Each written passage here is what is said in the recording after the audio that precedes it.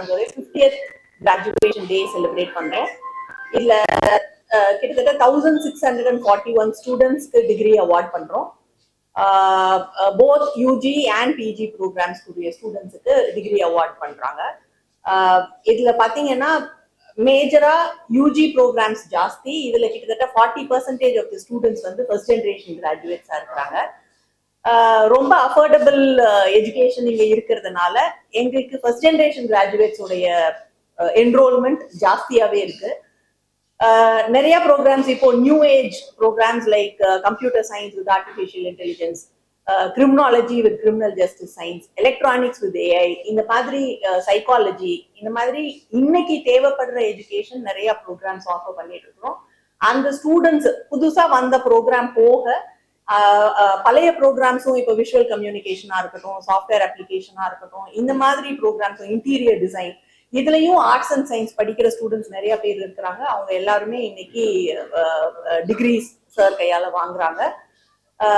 இதுல முக்கியமா சொல்லணும்னா 3 students university rank first rank வாங்கியிருக்கிறாங்க.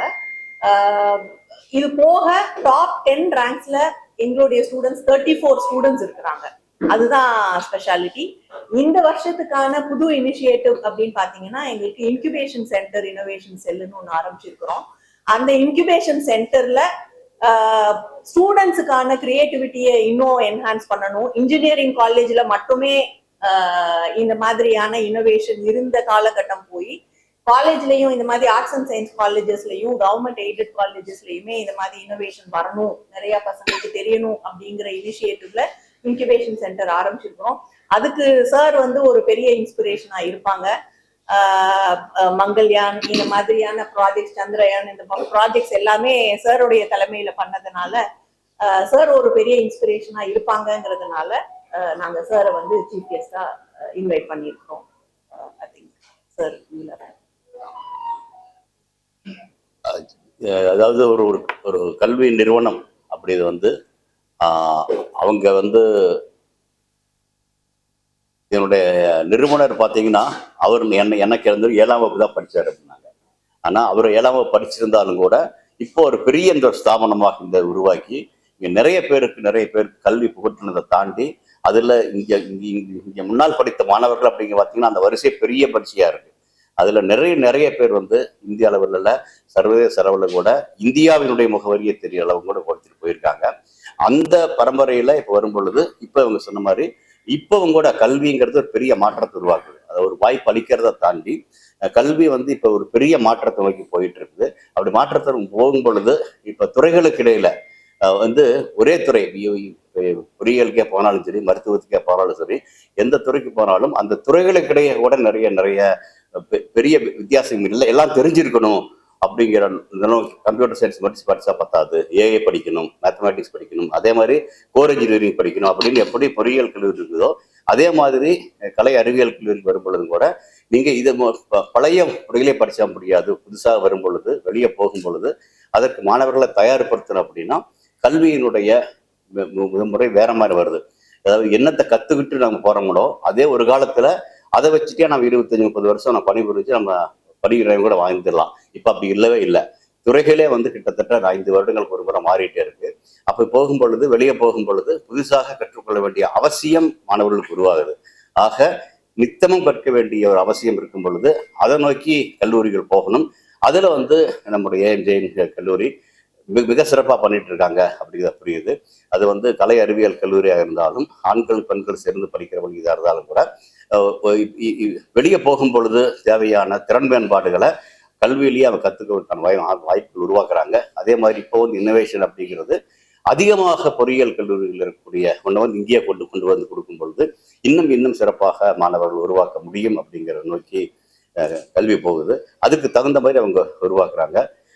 அதன் வெளிப்பாட இன்னைக்கு வந்து 50வது ஆண்டு பட்டமளிப்பு விழா, அதில் வந்து மாணவர்கள் கலந்து கொள்ளும் பொழுது அதிகமாக பார்த்தீங்கன்னா நிறைய இடங்கள் இப்போ பட்டமளிப்பு விழா போயிருக்கிறேன். போகும் பொழுது மாணவர்களுக்கு சொல்லுவது இப்போ வந்து நிறைய வாய்ப்புகள் இருக்கு. வாய்ப்புகள் இருந்தாலும் போட்டிகளும் அதிகமாக இருக்கு. அந்த போட்டிகளுக்கு தகுந்த மாதிரி நம்ம பந்தய குதிரை மாதிரி நம்ம என்றைக்கும் தயாராக இருக்க வேண்டிய அவசியம் இருக்கு. அதுவும் இல்லாமல் கால ஓட்டத்துக்கு தகுந்த மாதிரி நம்ம வந்து வெளியே வெளியே எந்த பணிக்கு போனாலும் அதை கற்றுக்கொள்ள வேண்டிய அவசியம் இருக்குது அப்படிங்கிறத நம்ம சொல்றோம். அதுவும் முக்கியமாக இளைய பாரதமும் பாரதி சொல்லியிருப்பார். ஆனால் உண்மையிலேயே உலக அளவில் பார்த்தீங்கன்னா இளைஞர்கள் அதிகமுள்ள நாடாக இந்தியா இருக்கிறத தாண்டி அடுத்த 30-40 வருடங்களுக்கு நம்ம தான் இளமையாக இருக்க போறோம். இப்போ ஒரு வீட்டிலேயே பார்த்தீங்கன்னா கூட இளைஞர்கள் தான் அந்த அந்த அந்த வீட்டினுடைய நம்பிக்கை, அந்த சமுதாயத்தோட நம்பிக்கை அப்படின்பாங்க. அதே மாதிரி நம்முடைய நாட்டின் நம்பிக்கையை தாண்டி உலகின் நம்பிக்கையாக கூட இந்திய இளைஞர்கள் உருவாக வேண்டிய அவசியம் இருக்குது. அப்படிங்கிறன்னா உலகத்துல எங்கெங்கே நடக்குதோ அதுக்கு தகுந்த மாதிரி நம்ம தகுதிப்படுத்திக் கொள்ள வேண்டும். அதே மாதிரி நம்ம இங்கே படிக்கிறோம் அப்படின்னா நம்முடைய வீட்டுக்காக மட்டுமில்ல, நம்முடைய மாநிலத்துக்காக மட்டுமில்ல, நம்முடைய நாட்டுக்காக மட்டுமில்ல, உலகம் என்னவர்களோ அதற்கு சேர்ந்து அவங்க கற்றுக்கொள்ள வேண்டிய அவசியம் இருக்குது. அப்படிங்கிற நோக்கி நாடு போயிட்டு இருக்குது. அதுல கல்விக்கூடங்கள் மிக மிக சிறப்பான பணிகளை புரிஞ்சிட்டு இருக்கிறாங்க. இன்னும் அது காலத்துக்கு ஏற்ற மாதிரி அவங்கள புதுப்பித்துக் கொள்ள வேண்டிய அவசியம் இருக்குது. அதை இது மாதிரியான பட்டமளிப்பு விழாக்களில் சொல்லும் பொழுது ஒரு பக்கம் மாணவர்களுக்கு சொல்றோம், அந்த மாணவர்களுக்கு உடைய பெற்றோர்கள் வர்றாங்க, அவர்களுக்கு சொல்றோம், இது ஆசிரியர்கள் இருக்காங்க, இவங்களுக்கு சொல்றோம். இது எல்லாம் தாண்டி இது மாதிரி ஊடகங்கள் வரும் பொழுது இது அந்த அந்த கல்லூரிக்கு மட்டுமல்ல, இது பொதுவாக எல்லாருக்கும் போவதற்கான வாய்ப்பு உருவாக்கப்படுதுன்னு நினைக்கிறேன். அந்த வகையில ஒரு ஆண்டு விழாக்கள் எப்படி ஒரு பள்ளி கல்லூரி நடக்குதோ அதை தாண்டி ஒரு பட்டமளிப்பு விழா அப்படிங்கிற பொழுது பட்டம் வாங்கும் மாணவர்களுக்கு ஒரு புது மைல்கல், அதிலிருந்து அவங்க என்ன எப்படி போகலாம் அப்படிங்கிறத அந்த இடத்துல பாடம் கற்றுக்க முடியும்னு ஒரு நம்பிக்கை இருக்கு.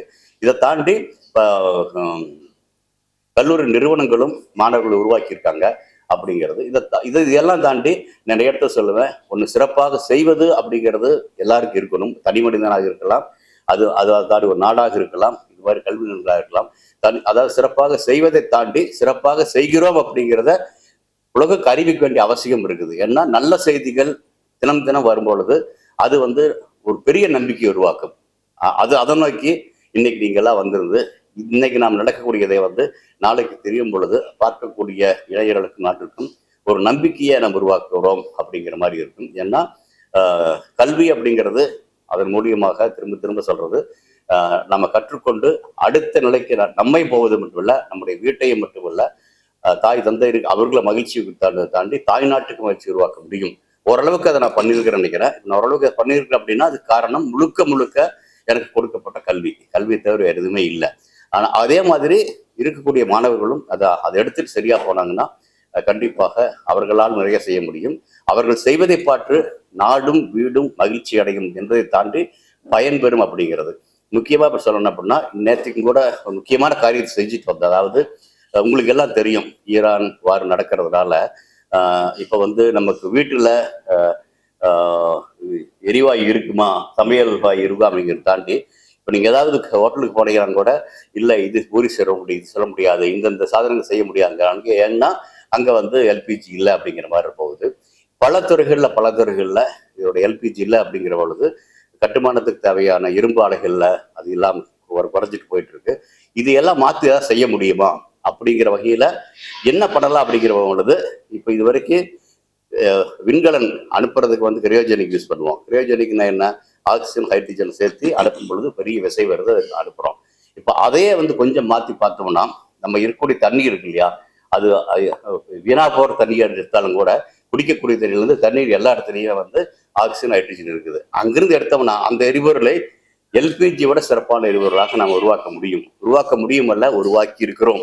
உருவாக்கி இது நம்ம வீட்டினுடைய சமையலறையிலிருந்து இரும்பாலைகள் வரைக்கும் எந்தெந்த இடத்துல எல்லாம் நம்ம கரியையோ எரிவாயுவாக எல்பிஜி யூஸ் பண்றோமோ இந்த இடத்துல எல்லாம் உபயோகப்படுத்த முடியும் அப்படிங்கிற வகையில போயிட்டு இருக்கோம். அது செய்வதற்கு நிறைய இளைஞர்கள் தேவை, இந்த முனைப்பாடு செய்வதற்காக. ஏன்னா அறிவியல்லையே முக்கியமான அறிவியல் அப்படிங்கிறது முதலாக தீய கண்டுபிடிச்சது. தீய பார்த்து பயந்த மனிதன் தீயை எப்படி உருவாக்க முடியும்னா அதுதான் முதல் அறிவியல். அதிலிருந்து தான் சமைச்சு சாப்பிட்டான், அதிலிருந்து எல்லாமே வந்துச்சு. ஆனா அந்த தீயை எப்படி உருவாக்க வேண்டும் அப்படிங்கிறதுல ஒரு தப்பு பண்ணிட்டான்.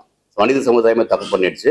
ஒரு காலத்துல மரங்கள் எரிச்சாங்க, நிலக்கரிகள் எரிச்சாங்க, பெட்ரோல் டீசல் எரிச்சாங்க. அந்த வழி தப்பா போயிடுச்சு. திரும்ப அந்த வழியை சரி செய்ய வேண்டிய அவசியம் இருக்கு. அந்த வழி தப்பா போனதுனாலதான் இன்னைக்கு இந்த கோடை இப்படி இருக்குது, அடுத்த வருஷம் எப்படி இருக்கு, அடுத்த வருஷம் எப்படி சொல்ல முடியாம போயிடுச்சு. ஸோ அந்த வழியை நம்ம வந்து சரி பண்ண வேண்டிய அவசியம் இருக்குது. அதை சரி பண்ணுவதற்கான அவசியமும் அவசரமும் ஈரான் போர் உருவாக்கி இருக்குதுன்னு நினைக்கிறேன். இதை வந்து நாம ஒரு சந்தர்ப்பமாக, இது ஒரு சவாலான இதை வந்து சந்தர்ப்பமாக எடுத்துட்டு ஒரு சிறப்பான பணியை இந்தியா செய்ய முடியும் அப்படிங்கிற ஒரு நம்பிக்கை எனக்கு இருக்குது. நிலவில் நீர் கண்டுபிடிச்சதை தாண்டி அந்த நீரை வச்சுட்டு திரும்ப உருவாக்கக்கூடிய தீயில வந்து வருங்கால சமுதாயத்திற்கு எந்த பாதிப்பும் இல்லாத உருவாக்க முடியும் அப்படிங்கிற ஒரு இடத்துல இருக்கிறோம். இதுல வந்து செய்ய வேண்டியவர்கள் இன்றைய இளைஞர்கள், அந்த இளைஞர்களுக்கு எடுத்துட்டு போக முடியும்னு பாக்குறேன். இதை ஊடகம் சிறப்பாக செய்ய முடியும். இந்த பணியை இது எடுத்துட்டு போனாங்கன்னா இதை சரிய செல்லும் பொழுது அடுத்த தலைமுறை இந்த பூமியில் எப்படி இருக்குமோன்னு பயத்தை தாண்டி அடுத்த தலைமுறைக்கான நம்பிக்கையை நம்மால் உருவாக்க முடியும். அது கல்விக்கூடங்கள்ல தான் முடியும். கல்விக்கூடங்களும் அதே மாதிரி மாணவர்களும் சேர்ந்து போகும் பொழுது இதை ஊக்கப்படுத்துவதற்கு இது மாதிரி ஊடகங்கள் இன்னும் சிறப்பாக செய்ய முடியும்னு நினைக்கிறேன். அதுக்காக நீங்க திரளாக வந்திருந்ததை பார்த்து எனக்கு ரொம்ப மகிழ்ச்சியா இருக்கு. இதுக்கு மேல ஏதாவது உங்களுக்கு கேள்வி இருந்துச்சுன்னா சொல்றேன்.